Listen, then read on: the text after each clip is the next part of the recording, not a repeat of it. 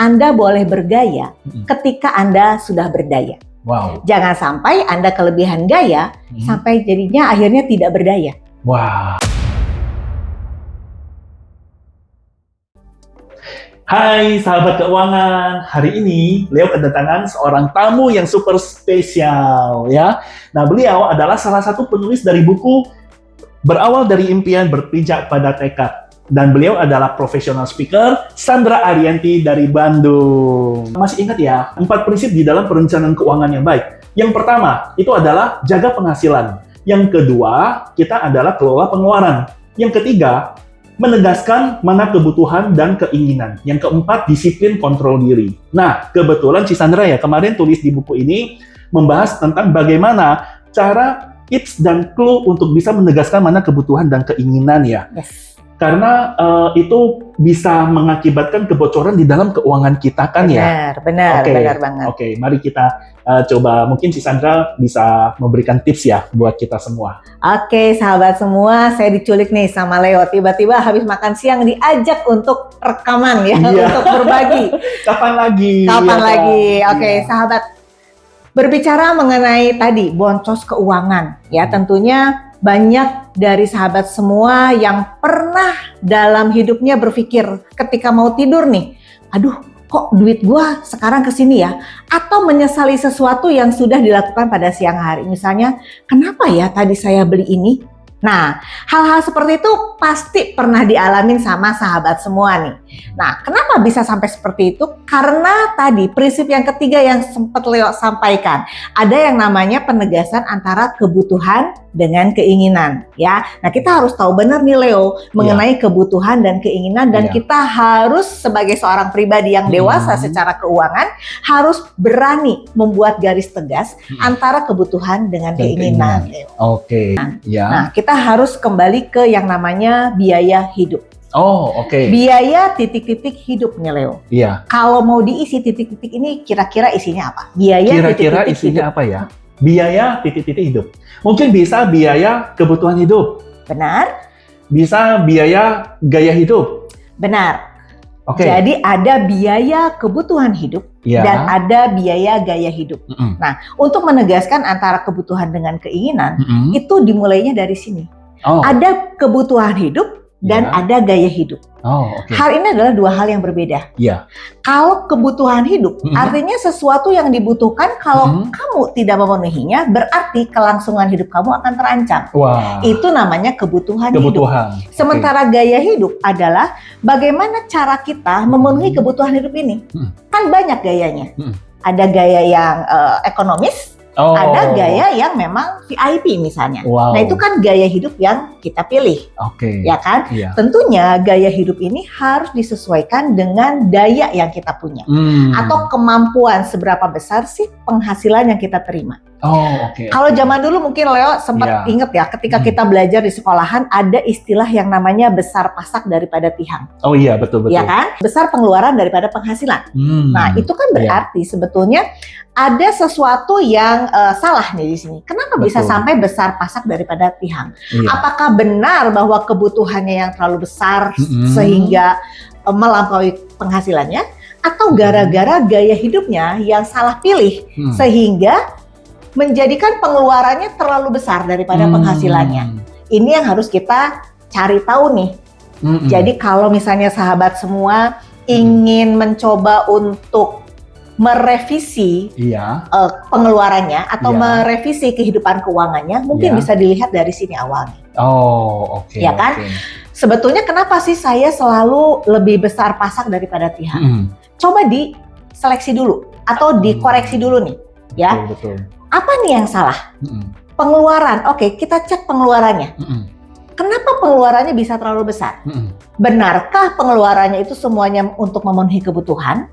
Atau ada sesuatu gaya hidup yang dipenuhi atau dipaksakan untuk dipenuhi, padahal tidak berdaya untuk itu? Dan bahkan mungkin dia membenarkan ya. Dia membenarkan itu padahal keinginan tapi dibenarkan menjadi kebutuhan. Iya, misalnya gini, aku pengen jalan-jalan, pengen healing ya istilah zaman sekarang. Saya pengen healing untuk menjaga kewarasan, misalnya seperti itu. Apakah benar? Iya. Menjaga kewarasan harus healing ke luar negeri sehingga misalnya berhutang dulu. Banyak loh sekarang orang yang berhutang hanya untuk healing. Wow. Sehingga pulang healing bukannya refreshing, tapi malah menjadi pening. Dan hilang ya. Hilang uangnya, gitu kan? Hilang uangnya. Apalagi sekarang ada pay later, ya kan? Itu dia. Kartu kredit. Banyak di luar sana. Iya. Istilahnya stimulus untuk kita lebih konsumtif. Oh iya, betul. Misalnya dengan cara pay later, dengan cara promo-promo yang sebetulnya bukan menjadi murah juga, hanya penundaan pembayaran. Jadi ujung-ujungnya kembali berhutang. Kalau nggak salah saya nonton siaran kamu sebelumnya itu kan tentang hutang nih. Iya, betul. Nah itu juga ada hubungannya sebetulnya. Jangan sampai pemenuhan kebutuhan atau pemenuhan gaya hidup itu membuat kita berhutang lebih tinggi. Iya kan? Iya. Karena kalau berhutang lebih tinggi berarti itu kan menjadi sesuatu hal yang salah juga. Kalau memang hutang konsumtif ya. Betul. Itu ya. Apalagi kalau misalnya saya mau merevisi keuangan saya, tapi tidak berhasil menegaskan antara kebutuhan dengan keinginan. Ini sangat sulit nih. Harus garis tegas dulu kebutuhan dengan keinginan. Harus garis tegas dulu antara kebutuhan dengan gaya hidup. Sebenarnya hal-hal yang seperti ini harus diterapkan ke yang kira-kira range usianya berapa sih? Apakah yang mereka sejak masih muda udah harus, ataukah yang masih muda ya nggak apa-apa lah, mumpung usia masih muda, mumpung dia juga belum ada tanggungan, atau mungkin khusus untuk mereka yang sudah berkeluarga, atau bagaimana, Sis Andra? Jawabannya tergantung. Tergantung apa? Tergantung tujuan hidup para sahabat semua. Tujuan hidup para sahabat semua. Jadi tujuan hidupnya mau kemana nih? Mau kemana gitu ya? Kan? Karena untuk pencapaian tujuan hidup itu kan pasti perlu uang. Nah, betul. Sekarang bagaimana kita mau mencapai tujuan hidup itu kan berarti way-nya panjang ya, caranya panjang ya. Betul. Dan itu kan antara memenuhi kebutuhan hidup dengan gaya hidup. Itu semuanya tergantung kembali kepada pribadi masing-masing. Betul. Gitu. Jadi hari ini pertama yang harus diketahui tujuanmu apa sih, gitu tujuan hidup kamu apa sih? Tujuan hidupmu apa sih? Ya. Baru kemudian kita lakukan perencanaan. Dan di dalam proses perencanaan itu harus pintar menegaskan mana kebutuhan, mana keinginan. Benar. Jangan sampai si gaya hidup ini menelan habis penghasilan kita. Membuat kita menjadi boncos. Gitu kan? Hal-hal kecil akhirnya bikin keuangan bocor. Contoh nyata. Contoh. Mengenai kopi. Kopi. Semua suka kopi ya. Semua suka kopi kan? Nah, tinggal sekarang bagaimana cara Anda memenuhi kebutuhan Anda akan kopi ini. Kopi ini juga bisa menjadi kebutuhan, bisa menjadi gaya. Kopi ini bisa menjadi kebutuhan hidup dan gaya hidup. Ya kan? Nah, contoh kopi sebagai kebutuhan hidup apa? Seseorang yang sudah addicted kopi, misalnya seperti saya addicted kopi gitu ya. Nah, saya bangun tidur itu harus ngopi. Tapi apakah saya setiap bangun tidur pergi ke salah satu toko kopi yang bermerek? Enggak. Karena saya memilih kopi yang sesuai dengan kebutuhan saya. Saya membeli kopi itu dan saya seduh itu di rumah. Nah, tapi ada juga orang yang mengatakan saya butuh kopi, tapi setiap pagi sebelum ke kantor dia belok ke salah satu kopi branded. Dia menghabiskan, boleh sebut merek ya? Dia menghabiskan 50 sampai 60 ribu sehari hanya untuk secangkir kopi. Apakah itu kebutuhan atau sudah menjadi gaya hidup? Susah ya, gimana ya? Tergantung lagi kan? Kadang seseorang itu merasa kalau saya kopi itu harus itu, kalau nggak itu nggak ngopi gitu. Itu sebenarnya kebutuhan apa keinginan ya? Ya, kebutuhan atau keinginan, kebutuhan atau gaya hidup. Jadi sebetulnya kan itu kembali lagi tergantung. Tapi kalau misalnya gini, Bang Leo misalnya ya, ada seseorang datang kepada Anda dan dia bilang, Bang Leo, saya ingin merevisi pengeluaran saya. Kemudian ketika dilakukan konsultasi, Leo mendapati bahwa Orang ini setiap pagi sebelum ke kantornya menghabiskan 50-60 ribu untuk beli kopi. Sementara sebetulnya ada pilihan lain. Ya, ketika dia bisa membeli salah satu jenis kopi dan dia membuatnya di rumah. Nah, itu kan bisa kalau seseorang ingin merubah atau merevisi keuangannya, itu kan bisa menjadi option. Betul nggak? Betul. Sekarang tujuannya apa? Setelah tujuan kan ketemu realita dulu dong. Betul. Ini tujuan goals ini. Udah goal, saya ingin merevisi keuangan saya. Kemudian realitanya apa? Oh, realitanya ternyata dia terlalu banyak menghabiskan uang untuk kopi. Untuk secangkir kopi di pagi hari. Sehingga ada gap ya? Ada gap. Nah, berarti dia punya option dong. Optionnya apa? Optionnya adalah dia tetap melakukan pembelanjaan kopi itu, atau dia merubah kebiasaannya, merubah gayanya sehingga dia bisa berhemat di sana. Itu kan option. Ya kan? Option yang membuat dia bisa tetap ngopi, namun dengan gaya yang berbeda. Dengan gaya yang berbeda. Untuk mencapai tujuan hidupnya. Keren. Gitu. Jadi apa yang harus dilakukan? Yang harus dilakukan what-nya adalah ya dia kalau dia mau ya dia rubah dong. Toh kebutuhannya masih tetap terpenuhi. Dia tetap ngopi. Hanya gayanya yang berbeda. Ujung-ujungnya apa? Ujung-ujungnya dia bisa merevisi pengeluarannya sehingga menjadi lebih hemat. Coba dihitung. Kalau misalnya setiap pagi dia mengeluarkan 50 ribu untuk kopi. Anggaplah ketika dia hari kerja. Mungkin Sabtu Minggu juga dia melakukannya bahkan lebih besar lagi karena hangout dengan teman-teman. Coba hitung untuk kopinya aja. 50 ribu dikali 30 hari berapa? 1.500.000. Sudah 1.500.000 dia transfer loh ke toko kopi. Iya kalau dapat saham ya. Iya kalau dapat saham. Dia transfer 1,5 juta untuk ke toko kopi.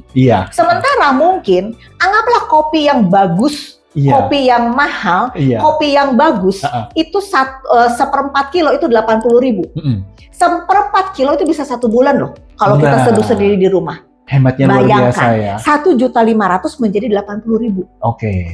Itu udah kopi bagus. Anggaplah yang lebih bagus lagi 200 ribu aja. Satu kemasan ya. Itu kopi yang bagus. Saya nggak bicara kopi saset nih. Saya bicara kopi yang sesungguhnya. Kopi yang bagus. Itu kan udah jauh lebih berhemat. Sehingga kalau tujuan keuangannya karena saya harus menabung untuk hari tua saya. Karena saya harus menabung untuk pendidikan anak-anak saya. Nah, berarti porsi dari kopi itu, yang tadi ceritanya kebutuhan, ternyata kalau kita pertimbangkan lagi, kok bisa ya dijadikan sesuatu yang tetap memenuhi kebutuhan hanya dengan gaya yang berbeda. Betul. Dengan cara seperti itu, tujuannya itu bisa lebih cepat terwujud ya. Benar. Lebih cepat terwujud dan tidak mengalami yang namanya boncos keuangan tadi. Benar, hanya gara-gara kopi. Itu baru kopi loh. Baru ngomongin kopi loh ini. Itu baru kopi. Di antara setiap kebutuhan yang di antara setiap istilahnya pembelanjaan yang kita bersembunyi di balik kata kebutuhan. Membenarkan diri. Itu. Ya kan? Di mana kita membeli, bagaimana kita belanja, itu semua menentukan berapa cepat kita bisa mencapai tujuan keuangan kita sebetulnya. Kalau tujuan udah tercapai, bolehkah kita kembali ke style yang semula? Tergantung lagi. Tergantung apa Tergantung lagi. Tergantung semuanya pada situasi dan kondisi ketika Anda mengambil keputusan itu. Karena tujuan hidup itu kan nggak akan berhenti sampai tujuan hidup ini udah terpenuhi. Pasti kan ada tujuan hidup yang lain. Yang lebih bermakna. Apakah membeli kopi? Bukan berarti saya melarang sahabat-sahabat untuk membeli kopi, itu bukan. Ini hanya contoh. Hanya contoh. Kalau saja namanya kopi itu pun bisa merubah gaya hidup seseorang. Namanya kopi itu pun ternyata bisa merubah kondisi keuangan seseorang. Dari yang tadinya harus mengeluarkan 1,5 juta hanya untuk kopi, ternyata ketika dia memutuskan dan mendisiplin diri, gitu, ternyata kok bisa menghemat hanya dengan mengurangi jatah kopi. Dari menghemat jatah kopi dari 1,5 juta, tadi 80.000 dapat ya sebulan ya? Yang kopi udah bagus ya? Kopi udah bagus ya? Nah, dari menghemat dapat kopi bagus, menghasilkan emas gram ya? Oh iya benar. Setengah gram kalau sekarang. Setengah gram ya? Setengah gram kalau sekarang. Emas naik terus soalnya. Emas naik terus Iya, gitu. oke, Kan itu oke. lebih baik Menghemat kopi berinvestasi. dapat emas. Wih, idenya luar biasa ya. Benar. Waduh, keren. Gimana nggak sejahtera ya? Iya, Iya, keren, itu keren, baru keren. dari sisi kopi, belum dari sisi Iya. kebutuhan-kebutuhan yang Wah, lain ya. itu. Ketika kita bisa memilih gaya hidup yang benar dan sesuai dengan kondisi kita, Wah, gitu luar ya. Jadi biasa. ingat, ada kebutuhan Oke. hidup, ada gaya hidup, Mm-mm. di mana kita bisa menentukan semuanya tergantung kita karena kita yang punya kendali atas keuangan kita. Oh. Selama kita masih bisa mengendalikan, ya ayo kita kendalikan. Jangan Jangan sampai sampai jadi kita kendala. menimbulkan kendala, benar. Iya, Jangan sampai kendali menjadi kendala. iya.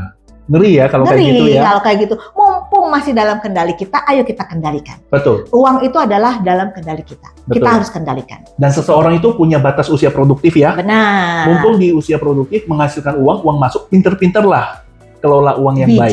Bijaksana. Oh, Proper. Proper untuk menjadi prosper. Wih. Pro to pro. Proper untuk menjadi Iya, Wih. benar. Iya. Dan itu adalah salah satu yang membuat kita menjadi semakin sejahtera ya. Benar sekali. Oke, Cik Sandra. Tidak salah saya menculik beliau hari ini, memberikan banyak insight bagus buat kita dari menghemat kopi menjadi emas. Wah, bayangkan. Pro to pro ya. Pro to pro adalah Proper to prosper. to prosper. Luar biasa. Beliau adalah founder dari Ya. Pro to Pro Konsultan. Ya. Ya, luar biasa. Cik Sandra, kira-kira apa pesan buat sahabat keuangan kita supaya mereka betul-betul bisa sejahtera dan mereka bisa bertekad ya untuk menegaskan mana kebutuhan, mana keinginan supaya nggak mengalami boncos, supaya bisa pro to pro. Iya. Intinya sahabat semua harus ingat Iya. ini.